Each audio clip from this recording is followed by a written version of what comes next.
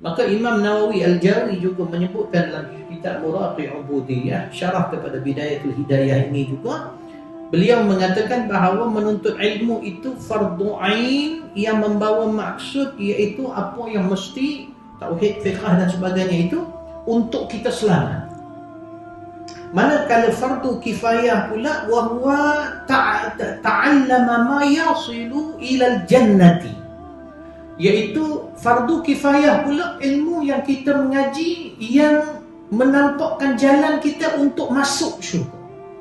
Yang tadi selamat, maknanya orang panggil apa yang mesti. Kita dah solat, kita dah apa. Yang itu istiqamahkan dahulu. Sembahyangnya tidak tinggal, yang wajibnya tidak tinggal, yang haramnya dijauhi. Itu selamat insya-Allah. Walau macam mana pun dalam keadaan diri dia itu kena dengan zahir syariat, mudah-mudahan selamat.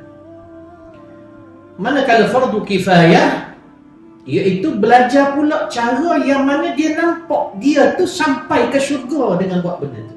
Maka belajar dia mengiyakan min nafsika wa iyyakan tasyrif, maknanya dia sibukkan diri dia, betulkan diri dia, iaitu disebutkan Imam Nawawi Al-Jawi, iaitu menyucikan hati dia. Maka menumpu dia kepada ilmu tasawuf. Selepas dia tahu ilmu tauhid yang asas, dia tahu ilmu fiqh yang asas, yang fardu ain, maka dia menumpukan kepada tasawuf dalam nak menyucikan hati dia, kerana hati itulah tempat mahal nazrah min Allah Subhanahu wa taala. Allah tengok tu hati kita. Inna Allah la yanzuru ila suwarikum wala ila ajsamikum walakin yanzuru ila qulubikum wa a'malikum. Allah tak tengok kepada wajah-wajah kamu. Allah tak tengok pada jasad-jasad kamu.